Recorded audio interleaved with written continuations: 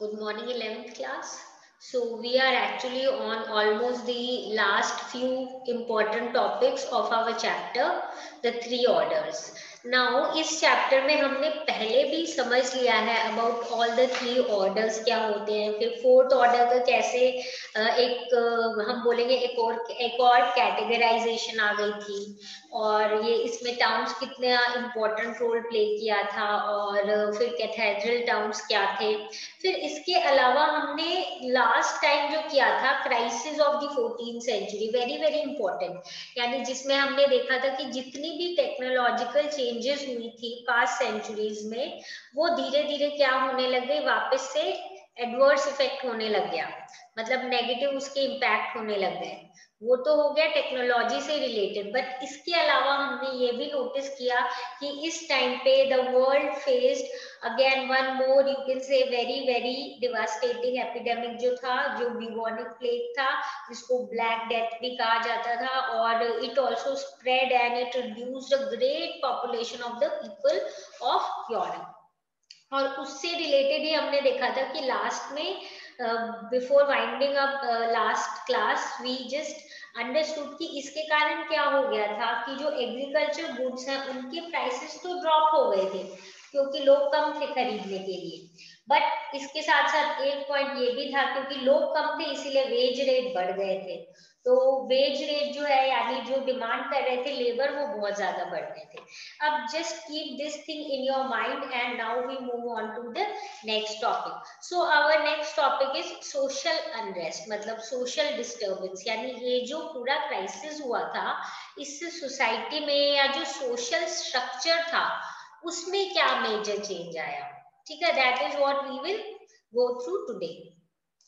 So as I told you that just keep in mind, or as a background just keep a track of the facts that we did in our last class, जिसमें हमने ये किया था कि I am repeating कि agriculture जो goods है उनकी प्राइसेस डाउन हो गए थे और वेजेस जो है लेबर के वो बढ़ गए थे। क्यों बढ़े थे? क्योंकि obviously number of people come हो गए थे, इसीलिए उनके वेजेस बढ़ गए थे। नाउ अब इसी चीज को if you try to relate it, तो जो लॉर्ड्स थे उनको अब ये चीज कहीं ना कहीं they were feeling it as one of the negative factor for themselves, obviously, क्योंकि जो बड़े बड़े ये लैंडलॉर्ड्स थे ये अपने फार्म पे काम करवाते थे लेबरर से, तो जो लेबरर है वो अब ज्यादा चार्ज कर रहे थे किस चीज के लिए, एज मतलब डेली वेज, या फिर अगर किसी भी बेसिस पे उनको और जॉब पे रख रहे हैं।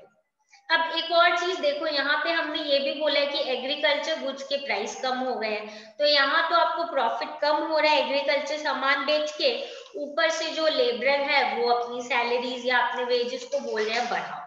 तो ऑब्वियसली इस टाइम पे जो ये लोग हैं, यानी कि हम बोलेंगे जो ये बड़े बड़े लैंडलॉर्ड्स हैं, इन्होंने सोचा कि इस चीज को हम कैसे सॉल्व करें। So for solving these thing they thought कि जो पहले वाला सिस्टम था ना, कौन सा था पहले वाला सिस्टम? पहले वाला सिस्टम था कि जिसमें जो पेजेंट्स हैं वो क्या करते हैं, उनको सर्विसेज देते हैं और उनको पेमेंट जो है वो मनी में नहीं मिलता है। If you remember when we started the chapter, और पूरा जो थ्री ऑर्डर्स का सिस्टम था वो इसी हिसाब से था कि एक तरीके की बीइंग लॉयल वाली फीलिंग थी टू द अपर ऑर्डर, यानी कि किंग जो है उसके नीचे नोबल्स थे, नोबल्स के नीचे क्या थे, पीजेंट्स थे, और उनको लैंड दिया जाता था, उन पे वो काम करते थे और अकॉर्डिंगली उनको जनरली क्या दे दिया जाता था, गुड्स ही दिए जाते थे इन रिटर्न में, काइंड में, यानी जिस फार्म पे वो ग्रो कर रहे हैं वहां पे जो ग्रेन उग रहे हैं वो दे दिए। ठीक है, फिर हमने देखा लेटर पार्ट में कि मनी का इंपॉर्टेंस बढ़ गया और ये जो लोग हैं ये लोग अब क्या करने लग गए, बोलने लगे आप हमें वेजेस दो काम के बदले में। और लैंडलॉर्ड्स को लिए भी उस समय ये कोई बहुत नेगेटिव एस्पेक्ट नहीं था, क्योंकि इस टाइम पे लेबर जो है वो क्या करने की कोशिश कर रहे थे, फ्री काम को अवॉइड करने की कोशिश कर रहे थे। तो things were okay at that time. अब ये जो वापस से जो सेकंड ऑर्डर है, नोबल्स है जिनको हम बोलेंगे लैंडलॉर्ड्स है, जिनके पास बड़े बड़े लैंड है, इन्होंने सोचा अगर हम वापस से उस सिस्टम पे जाए जिसमें इन लोगों को अपने को सर्विस देनी पड़े और हमें इनको वापस में पैसे नहीं देने हैं, कोई गुड्स दे देना है, वो ज्यादा प्रॉफिटेबल होगा। तब इन्होंने ये दिमाग लगाया और इन्होंने कोशिश की कि मनी कॉन्ट्रैक्ट्स की जगह हम वापस से जो लेबर सर्विस वाला सिस्टम है उसको स्टार्ट कर दें।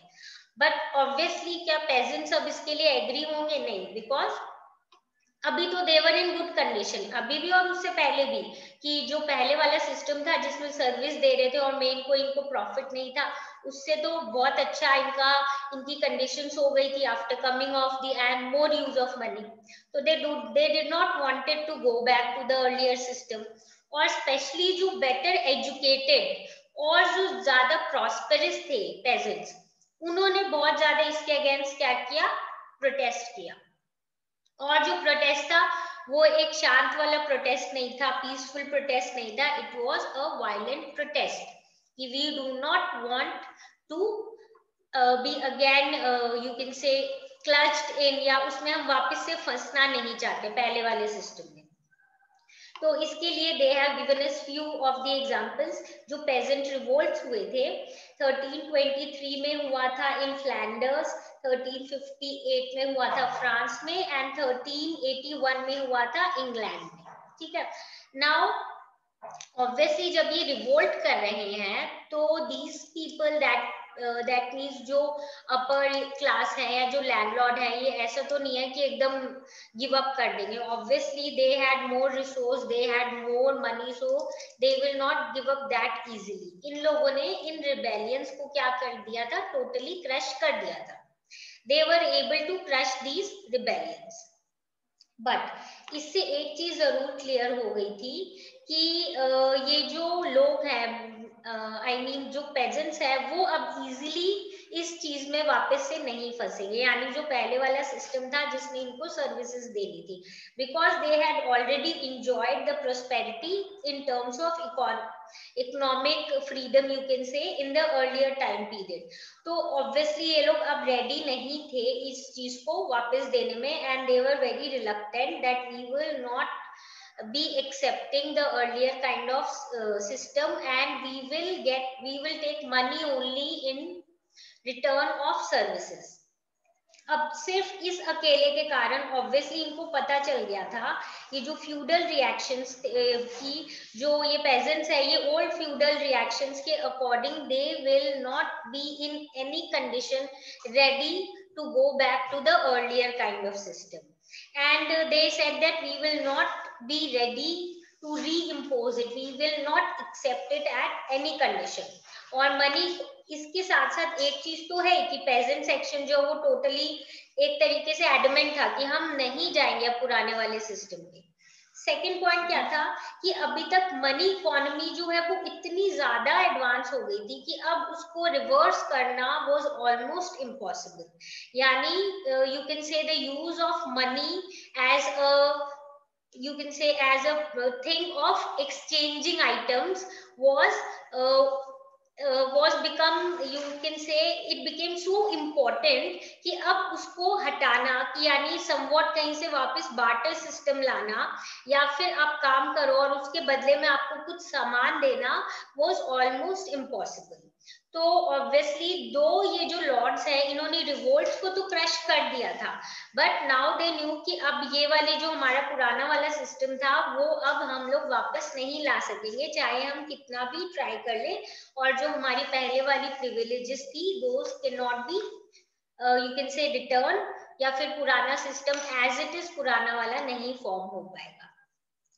Then again they have given a table to us in which they have told us about few of the problematic situations that Europe faced during the 11th to the 14th century, और कैसे अलग अलग Wars हुए थे, revolts हुए थे, और उसके साथ साथ जो ब्लैक डेथ जिसके बारे में हमने पढ़ा था, द ग्रेट ब्यूबोनिक प्लेग जो था, उसने कितना इफेक्ट किया यूरोप को। उसके बाद then war started between England and France, और जो पेजेंट रिवोल्ट है they were also being there। So this was a phase of unrest, and phase of unrest in all of the European continent। और जो major countries है, major countries में क्या क्या आ जाएगा अपना, फ्रांस, इंग्लैंड और उसके आसपास की जो areas, Spain, Portugal, all of them were somehow facing these problematic situations। तो जब ऑब्वियसली सोशली भी मतलब सोशली भी इनकी कंट्रीज और यूरोपियन कंट्रीज में अनरेस्ट है, प्रॉब्लमैटिक सिचुएशन है, तो ऑब्वियसली ये किस पे रिफ्लेक्ट करेगा, पॉलिटिकल सिचुएशन पे भी। तो पॉलिटिकल चेंजेस इस टाइम पे समवॉट जरूरी हो गए थे। एंड वाई डू वी से दिस, बिकॉज टोटली अनरेस्ट था, जो प्रॉपर पॉलिटिकल पावर था या जो पॉलिटिकल एम्पर था वो वहां पे इतनी अच्छी तरीके से कंट्रोल नहीं कर पा रहे थे इस सिचुएशन को। and you can say somewhere unrest tha, people were fighting among themselves, and because of which again अब एक जरूरत थी एक ग्रेट पॉलिटिकल चेंज की, जो हम बोलेंगे लाएगी कंसोलिडेशन, यानी bringing of the countries together. और जो ब्रेकअप हो रहे थे और ये जो सारे चेंजेस हो रहे थे, इनको they actually wanted to solve in one way और द अदर। नाउ बेसिकली हम देखेंगे कि 15th और 16th सेंचुरी में जो यूरोपियन किंग्स है वो अब ट्राई कर रहे थे कि हम अपना जो पॉलिटिकल है और फाइनेंशियल पावर को क्या करें, बहुत ज्यादा और इम्प्रूव कर लें, and we become more important. तो ये जो पावरफुल न्यू स्टेट्स है ना, they now started to bring more economic changes, and ये जो इकोनॉमिक चेंजेस आ रहे थे इसी के लिए हम बोलेंगे कि दूसरे जो एक सेक्शन अब नया अराइज होगा, which will be called the new monarchs as the historians call them। तो ये जो नए वाले मोनार्क्स है ना, ये अब कोशिश करेंगे कि हम ज्यादा इंपॉर्टेंट हो, जो इकोनॉमिक पावर है वो हमारे पास ज्यादा हो और हम पूरे सिस्टम को अपने अकॉर्डिंग चलाएं। So now again we will come across name of few of the monarchs, and when I tell you about these monarchs you may be remembering few of the names जो हमने 9th class में पढ़े थे in our first chapter, ठीक है। दो if you remember Louis 16 था जो फ्रांस में एम्परर था, बट उससे पहले के जो, because we are talking of the time prior to it, तो उससे पहले के जो राजा है फ्रांस के, जैसे लुई 11, उनसे रिलेटेड हम कुछ डिटेल्स पढ़ेंगे। ऑस्ट्रिया में थे मैक्सिमिलियन, हेनरी 7 थे इंग्लैंड में, इजाबेल फर्नांडिस थे स्पेन में। तो बेसिकली अब ये लोग क्या कर रहे थे, ये लोग कोशिश कर रहे थे एब्सोल्यूटिस्ट रूलर बनने की।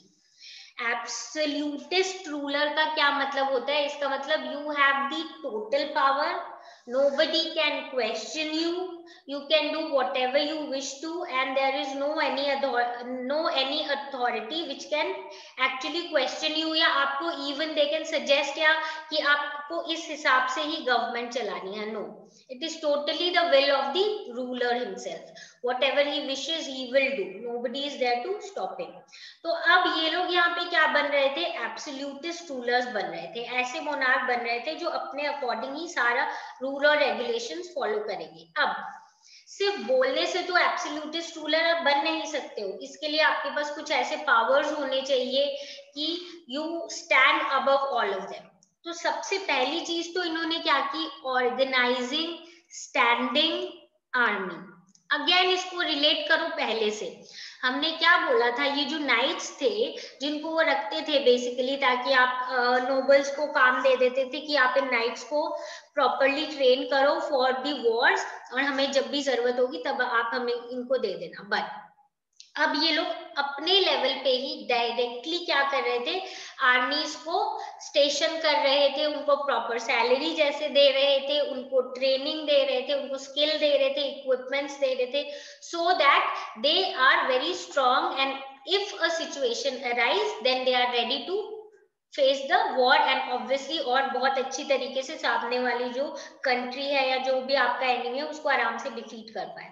तो फर्स्ट चीज तो इन लोगों ने यही स्टार्ट की कि ऑर्गेनाइजिंग स्टैंडिंग आर्मी। सेकंड इन्होंने किया परमानेंट ब्यूरोक्रेसी। परमानेंट ब्यूरोक्रेसी का क्या मतलब हो जाएगा, जो आपके इंपॉर्टेंट मिनिस्टर्स हैं इन सबको properly somewhere we can say कि इनको भी परमानेंट बेसिस पे रखना। परमानेंट जो आपके इंटेलिजेंट ग्रुप है भाई, एक इकोनॉमिस्ट है, एक आपका सपोज स्किल्ड है इन आर्मामेंट्स और मिलिट्री वाली चीजों में, तो ऐसे आपने एक परमानेंट ब्यूरोक्रेसी लगा दी। रखी है जो आपको हमेशा हेल्प करेगी और आपके जो एम्पायर है उसको कंटिन्यूअस चलने में हेल्प करेगी और बीच में कोई प्रॉब्लम नहीं आएगी। इसके अलावा इन्होंने अब क्या स्टार्ट किया, नेशनल टैक्सेशन। नेशनल टैक्सेशन का अगेन क्या मतलब है कि आपको जो टैक्स है पूरे नेशन को ऑलमोस्ट सेम टैक्स जो है वो आपको किसको देनी पड़ेगी, आपको देनी पड़ेगी टू दी एम्परर। पहले अगेन हमने पढ़ा था टैक्सेशन का सिस्टम ऐसे था कि जो थर्ड स्टेट है उनको टैक्सेशन अलग अलग लेवल्स पे देनी पड़ती थी। And this was somewhere we can say was a problematic situation for the emperor, क्योंकि उनको एक तरीके से क्या होता है इनडायरेक्ट टैक्सेस मिलते हैं, दैट इज व्हाई। अब एक और इसके साथ और जो इम्पोर्टेंट चीज थी वो ये थी कि अब जो यूरोप है वहां पे एक्सपेंशन होने लग गई थी ओवरसीज। तो ओवरसीज मतलब आप जो बाहर की कंट्रीज है उसमें भी आप कोशिश कर रहे थे एक्सपैंड करने की।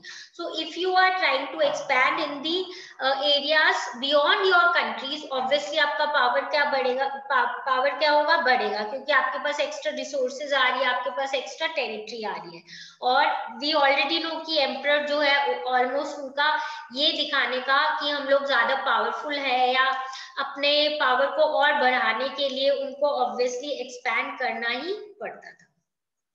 सो हम ये देखेंगे यहाँ पे कि ये जो मोनार्कीज हैं जो नई आई हैं ये they were really successful in what they plan, क्योंकि इस टाइम पे सोशल चेंजेस ऐसे थे, कंट्री के हालात ऐसे थे कि पीपल जो है दे did not unite against the changes and all.